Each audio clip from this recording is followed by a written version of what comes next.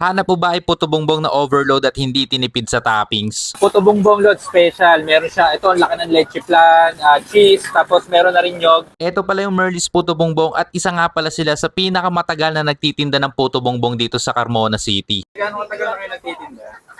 8 years na. Tapos, yung ginagamit niyo dyan, ano po ba? Purong malakit to. Tapos sinusundot ko kasi puro malakit siya. Pag hindi kasi malaki, may bigas, siya ay matigas. Ngayon, malambot siya. At syempre pag may puto bongbong hindi mawawala ang perfect nitong kapartner na tsaa. Tapos, pag bumili kayo, Lods, merong libreng tsaa. Yan, laging ka-partner ng ano yan, ng puto bongbong. Unlimited yan, Lods. Meron siyang daw ng avocado, pandan, tsaka Lipton. Ayan, solid na solid yan, Lods. Natural na natural. Sa mga mahilig na nga sa puto bongbong, located nga sila dito sa 93 Magallanes Street, Barangay 7, Carmona, Cavite. Dito lang mismo